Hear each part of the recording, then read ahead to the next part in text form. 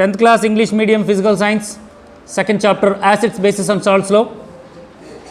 Reaction of acids with carbonates and metal carbonates. ఇక్కడ కార్బోనేట్గా calcium carbonate తీసుకుందాం, metal కార్బోనేట్గా కాల్షియం బైకార్బోనేట్ని తీసుకుందాం. కార్బోనేట్గా CaCO3 కాల్షియం కార్బోనేట్, అదేవిధంగా మెటల్ హైడ్రోజన్ కార్బోనేట్గా calcium hydrogen carbonate CaHCO3 sodium బైకార్బోనేట్ని తీసుకుందాం. తీసుకొని ఈ కార్బోనేట్ని బైకార్బోనేట్ని యాసిడ్స్తో రియాక్షన్ జరిపితే ఏ విధమైన రియాక్షన్స్ జరుగుతాయో ఈరోజు క్లాస్లో మనం చూద్దాం.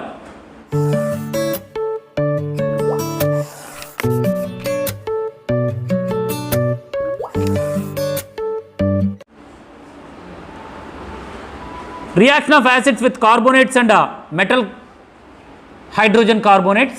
For this activity number 4, we have required materials that are a test tube, diluted hydrochloric acid, 2-hole rubber cork, a stand and a Dissel funnel.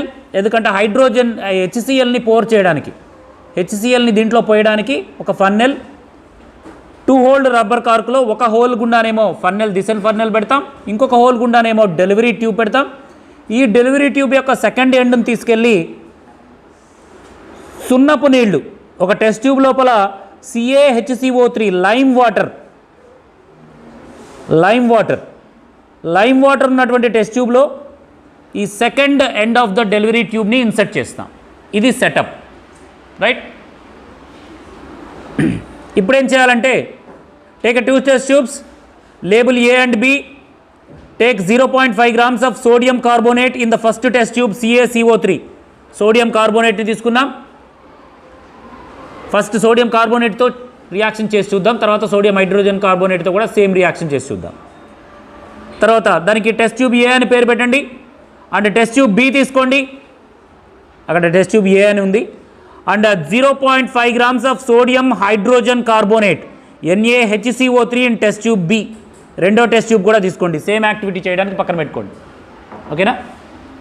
ఇప్పుడు ఏం చేస్తారంటే add 2 ml of diluted HCl, water కలిపినటువంటి diluted HClని 2 beakers లోపల 2 test tubes లోపల వేయండి. ముందు ఒక టెస్ట్ ట్యూబ్తో టెస్ట్ చేయండి, తర్వాత ఇంకో టెస్ట్ ట్యూబ్తో కూడా టెస్ట్ చేయండి. ముందు A అనే టెస్ట్ ట్యూబ్లో 2 ml ఆఫ్ డైల్యూటెడ్ HClని దిసెల్ ఫన్నెల్ యూజ్ చేసి HClని దాంట్లో పోర్ చేయాలి. ఇక్కడ ఒక చిన్న జాగ్రత్త వహించాలి. ఇక్కడ చూడండి, దిసెల్ ఫర్నెల్ ఎప్పుడు కూడా లిక్విడ్ లోపల ఇమ్మర్స్ అయి ఉండాలి. Thistle funnel will be immersed in the HCl acid. So first test ట్యూబ్లో ఏం తీసుకున్నాం, సోడియం కార్బోనేట్ తీసుకున్నాం 5 grams. The sodium carbonate react with HCl at the bottom of the test tube and give some gas. Reaction గమనించవచ్చు మనం. ఆ రియాక్షన్ని బబుల్స్గా రావడం జరుగుతుంది, కొంత గ్యాస్ రిలీజ్ అవ్వడం జరుగుతుంది. ఈ రిలీజ్ అయినటువంటి గ్యాస్ లిక్విడ్కి పైన ఉన్నటువంటి డెలివరీ ట్యూబ్ గుండా ట్రావెల్ చేసి through the delivery tube it travels and reaches the second end which is kept on a lime water or calcium hydroxide CaOH twice. Lime water formula calcium hydroxide CaOH. ఈ సొల్యూషన్లో insert చేస్తాం. Lime water కొంచెం సేపటికి ఆ gas bubbles రూపంలో వస్తుంది, carbon dioxide gas. అది ఎలా కార్బన్ డైఆక్సైడ్ గ్యాస్ అనేది తెలుస్తుందంటే లైమ్ వాటర్ వైట్ కలర్లో చేంజ్ అవుతుంది. తద్వారా లైమ్ వాటర్ని వైట్ కలర్లో చేంజ్ చేయగలిగేటటువంటి గ్యాస్ కార్బన్ డైఆక్సైడ్ అని గుర్తిస్తాం. కాబట్టి Na2CO3 సోడియం కార్బోనేట్ని HCl అనే ఒక యాసిడ్తో రియాక్షన్ జరిపిస్తే కార్బన్ డైఆక్సైడ్ గ్యాస్ రిలీజ్ అయింది అనే విషయం తెలుస్తుంది. Same activity second test tube B. Test tube Bలో మనం ఏం తీసుకున్నాం, CaHCO3 తీసుకున్నాం, సోడియం హైడ్రోజన్ కార్బోనేట్ తీసుకున్నాం, వంట సోడా, అండ్ ఒకటేమో బట్టల soda. Sodium hydrogen carbonate, sodium carbon రెండు కూడా మనం యూజ్ చేసేవే. సో ఇది కూడా తీసుకొని సేమ్ ఇదే విధంగా సోడియం హైడ్రోజన్ కార్బోనేట్తో కూడా రియాక్షన్ జరిపితే కార్బన్ డైఆక్సైడ్ గ్యాస్ రిలీజ్ అవ్వడం జరుగుతుంది. దానికి సంబంధించిన రియాక్షన్స్ చూడండి. Na2CO3 react with HCl, 2HCl gives rise to 2NaCl, sodium chloride అనే సాల్ట్ ఏర్పడుతుంది. దాంతోపాటుగా hydrogen carbon dioxide gas release అవుతుంది. దాంతోపాటుగా వాటర్ మాలిక్యూల్స్. ఇక్కడ చూడండి, టెస్ట్ ట్యూబ్ లోపల, ఈ టెస్ట్ ట్యూబ్ లోపల water droplet, first test tube ఉంది చూసారా, దీంతో పాటుగా గ్యాస్ రిలీజ్ అవుతుంతో పాటుగా టెస్ట్ ట్యూబ్ లోపల చిన్న చిన్న వాటర్ డ్రాప్లెట్స్ కూడా ఏర్పడతాయి. ఈ వాటర్ డ్రాప్లెట్స్ ఎక్కడయ్యాయి అంటే రియాక్షన్ జరిపి ఈ సోడియం కార్బోనేట్లో ఉన్నటువంటి కార్బన్ డైఆక్సైడ్ బయటికి వెళ్ళిపోగా HClలో ఉన్నటువంటి హైడ్రోజన్ CaCO2లో ఉన్నటువంటి 2 ఆక్సిజన్లతో కలిసి వాటర్ మాలిక్యూల్ ఫామ్ అవుతుంది. చూడండి ఇక్కడ ఒక హైడ్రోజను, దీంట్లోంచి 3 కార్బన్లో నుంచి 2 ఆక్సిజన్లు బయటికి వెళ్ళిపోతాయి. ఇక్కడ ఒక హైడ్రోజన్ బయటికి వెళ్ళిపోతుంది. So H2O water molecule form అవుతుంది. ఫామ్ అయినటువంటి వాటర్ మాలిక్యూల్ టెస్ట్ ట్యూబ్ యొక్క గోడలకు చిన్న చిన్న డ్రాప్లెట్స్గా అంటుకుపోవడం జరుగుతుంది. అదేవిధంగా కాల్షియం హైడ్రోజన్ కార్బోనేట్ని కూడా HClతో రియాక్షన్ జరిపితే NaCl ఫామ్ అవుతుంది, వాటర్ డ్రాప్లెట్స్, అదేవిధంగా కార్బన్ డైఆక్సైడ్ గ్యాస్ అనేది రిలీజ్ అవుతుంది అనే విషయాన్ని ఇక్కడ మనం గమనించవచ్చు. దీని తర్వాత లైమ్ వాటర్ని టెస్ట్ చేయడంలో కూడా ఒక కెమికల్ రియాక్షన్ ఇన్వాల్వ్ అయ్యి ఉంది. When carbon dioxide gas is passed through the lime water, carbon dioxide lime వాటర్లోకి వెళ్ళినప్పుడు లైమ్ వాటర్ యొక్క ఫార్ములా ఏంటి? Right, calcium CaOH lime water, calcium hydroxide అంటాం దాన్ని, OH2 కాల్షియం హైడ్రాక్సైడ్, పేరు రాసుకోండి మీరు మర్చిపోతే. ఈ కాల్షియం హైడ్రాక్సైడ్ని కార్బన్ డైఆక్సైడ్ గ్యాస్ని కాల్షియం హైడ్రాక్సైడ్ లోపల పంపిస్తాయి. ఇక్కడ కూడా మరలా ఇక్కడ ఉన్నటువంటి హైడ్రోజను, ఒక ఆక్సిజను, 2 ఆక్సిజన్లు, దీంట్లోంచి కార్బన్ డైఆక్సైడ్లోంచి ఒక ఆక్సిజను ఈ OHతో కలిసి, కార్బన్ డైఆక్సైడ్లోంచి ఒక ఆక్సిజన్ వస్తుంది, OHతో కలిసి H2O ఫామ్ అవుతుంది. ఈ H2O వాటర్ డ్రాప్లెట్ రూపంలో బయటకు వెళ్ళిపోతుంది. అదేవిధంగా ఇంకేం మిగులుతుంది? CaCO3 వైట్ ప్రిసిపిటేట్ అనేది ఏర్పడుతుంది. ఈ వైట్ ప్రిసిపిటేట్ వల్ల వాటర్ మొత్తం కూడా వైట్ కలర్లోకి మారుతుంది. కాసేపు కదలకుండా ఉంటే ఆ ప్రిసిపిటేట్ మొత్తం కిందకు వచ్చేస్తుంది, వాటర్ అంతే మిగిలిపోతాయి. రైట్, ఈ విధంగా కాల్షియం హైడ్రోజన్ కార్బోనేట్ని కానీ కాల్షియం కార్బోనేట్ని కానీ HClతో రియాక్షన్ జరిపితే కార్బన్ డైఆక్సైడ్ గ్యాస్ రిలీజ్ అవుతుంది. దాన్ని టెస్ట్ చేయడానికి లైమ్ వాటర్లోకి పాస్ చేస్తే లైమ్ వాటర్ తెల్లని కలర్లోకి మారుతుంది. అక్కడ వైట్ ప్రిసిపిటేట్ CaCO3 ఏర్పడుతుంది. ఇప్పుడు జనరల్ లైఫ్లో మనము చూసేటటువంటి ఇది చూడండి, ఈ కాల్షియం వైట్ ప్రిసిపిటేట్ ఏర్పడిందే, ఈ వైట్ ప్రిసిపిటేట్ లోపల దీన్ని అంతే ఉంచామనుకోండి, అదేమవుతుంది?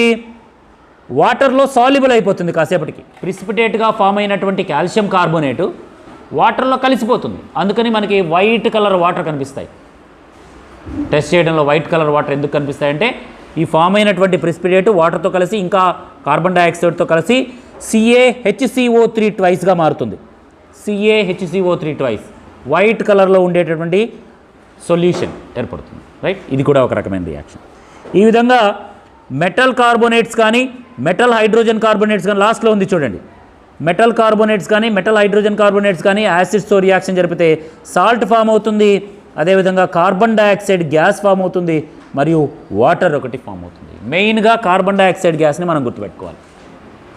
మెటల్ కార్బోనేట్స్ కానీ మెటల్ హైడ్రోజన్ కార్బోనేట్స్ కానీ HClతో రియాక్షన్ జరిపితే కార్బన్ డైఆక్సైడ్ గ్యాస్ రిలీజ్ అవుతుంది అనేటటువంటి విషయాన్ని ఈ యాక్టివిటీ ద్వారా మనం నేర్చుకున్నాము. రైట్, అదేవిధంగా దీంతో పాటుగా ఇంకొక చిన్న యాక్టివిటీ, ఇంకొక చిన్న కాన్సెప్ట్ నేర్చుకుందాం. దాన్ని న్యూట్రలైజేషన్ అంటాం.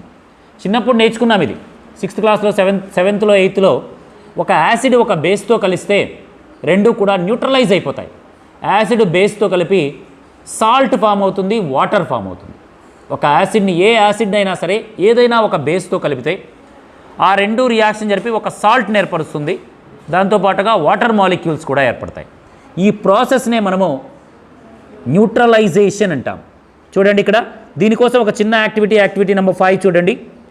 2 ml of diluted NaOH solution. NaOH అనేది ఏంటిది? Strong base. ఒక బేస్ని తీసుకున్నాం, ఒక టెస్ట్ ట్యూబ్లో తీసుకున్నాం. యాడ్, ఇది బేసా కాదా టెస్ట్ చేయడం కోసం ఫినాఫ్థలిన్ని యాడ్ చేసాం, కలర్ వచ్చింది కాబట్టి అది బేస్ అని అర్థమైంది. ఓకేనా? ఈ బేస్కి డైల్యూటెడ్ HClని కొంచెం యాడ్ చేసాం, డ్రాప్ బై డ్రాప్ యాడ్ చేస్తూ ఉన్నాం డైల్యూటెడ్ HClని. పింక్ కలర్, ఒక కలర్ ఎల్లో కలర్ వస్తుంది, ఎల్లో కలర్ పింక్ కలర్ వస్తుంది. ఇప్పుడు ఫినాఫ్థలిన్ని ఎల్లో కలర్ అనుకుంటా, ఫినాఫ్థలిన్ని బేస్కి యాడ్ చేస్తే పింక్ కలరా ఎల్లో కలరా ఏదో కలర్ వస్తుంది. ఆ కలర్ని పోగొట్టడం కోసం మనం ఏం చేస్తాం? న్యూట్రలైజ్ చేయాలి, అంటే దానికి యాసిడ్ని యాడ్ చేయాలి. హెచ్సిఎల్, డైల్యూటెడ్ హెచ్సిఎల్ని ఒక్కొక్క చుక్క చిన్నగా పోస్తూ ఉంటే ఆ వచ్చినటువంటి కలర్ ఫేడ్ అయిపోతూ ఉంటుంది, కలర్ పోతుంది, మామూలు వాటర్ లాగా తయారైపోతుంది. చూడండి, by adding drop by drop, HCl is adding by drop by drop, the change in colour is happen. Any change in colour? Yes, there is a change in colour. The color of the solution when added to the phenolphthalein is disappear. ఫినాఫ్థలిన్ని add చేసినప్పుడు, బేస్కి ఫినాఫ్థలిన్ని add చేసినప్పుడు వచ్చినటువంటి colour disappear అయిపోతుంది. ఎప్పుడు? Diluted హెచ్సిఎల్ని drop by drop add చేస్తూ ఉన్నట్లయితే ఏదో ఒక సిచ్యువేషన్లో ఫినాఫ్థలిన్ని యాడ్ చేసినప్పుడు వచ్చినటువంటి కలర్ ఏమవుతుంది? ఫేడ్ అయిపోతుంది. తద్వారా మనం ఏం నేర్చుకోవచ్చు? యాసిడ్ బేస్తో కలిసి అది న్యూట్రలైజ్ చేసింది దాన్ని. Color of the solution changes after adding HCl solution. Yes. Now add 2 drops of NaOH. మరలా దాంట్లో కొన్ని డ్రాప్లు NaOH యాడ్ చేయండి. ఫస్ట్లో ఉన్న కలర్ మళ్ళీ వచ్చేస్తుంది. ఫస్ట్లో ఫినాఫ్థలిన్ యాడ్ చేసినప్పుడు ఒక కలర్ వచ్చిందే, ఆ కలర్ని పోగొట్టడం కోసం మనం కొన్ని యాసిడ్స్ యాడ్ చేసాం.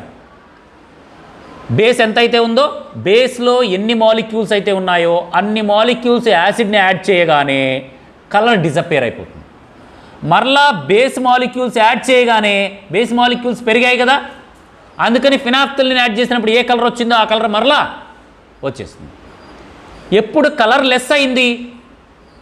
యాసిడ్ ఎన్ని మాలిక్యూల్స్ అయితే ఉన్నాయో బేస్ కూడా అన్ని మాలిక్యూల్సే ఉన్నప్పుడు, యాసిడ్ ఎంత అయితే ఉందో బేస్ కూడా అంతే కలిపినప్పుడు రెండు కూడా ఒకదానితో ఒకటి రియాక్షన్ జరిపి కలర్ చేంజ్ అయిపోయి సమాంతరం అయిపోయాయి, న్యూట్రలైజ్ అయిపోయాయి రెండు కూడా. సో ఈ రియాక్షన్ని పింక్ కలర్, ఇది యాక్చువల్లీ దట్ ఈ pink colour. Yes, when phenolphthalein is added with base, the pink color is appears. After adding diluted HCl, the pink color is disappeared. Again after adding base NaOH some drops, again pink color will be appears, disappears కాదు, reappears. So దీని ద్వారా ఏం తెలుస్తుంది? Reappear ఎందుకైందమ్మా? Yes, base molecules ఎక్కువ ఉన్నాయి ఆ సొల్యూషన్లో. ఒకవేళ same number of molecules base and acids ఉంటే రెండు కూడా ఒకదాంతో ఒకటి న్యూట్రలైజ్ అయిపోతాయి. సో ఇక్కడ ఏం జరిగింది రియాక్షన్ రూపంలో గమనించండి. NaOH is react with HCl, NaOH is a base and HCl is an acid, react with each other and forms a salt NaCl, sodium chloride అనే సాల్ట్ ఏర్పడుతుంది. దాంతోపాటుగా వాటర్ మాలిక్యూల్స్ ఏర్పడతాయి. ఇలాంటి రియాక్షన్ని న్యూట్రలైజేషన్ రియాక్షన్ అంటాము. Only HCl NaOH కాదు, ఏ బేస్ని ఏ యాసిడ్కి కలిపినా సరే ఏదో ఒక సాల్ట్ ఏర్పడుతుంది, వాటర్ ఏర్పడుతుంది. ఈ రియాక్షన్ని న్యూట్రలైజేషన్ రియాక్షన్ అంటాం. రెండు కూడా సమాంతరం అయిపోతాయి. యాసిడ్ యొక్క పవర్ ఉండదు, బేస్ యొక్క పవర్ ఉండదు, రెండు కూడా న్యూట్రలైజ్ అయిపోయి సాల్ట్ ఏర్పడుతుంది.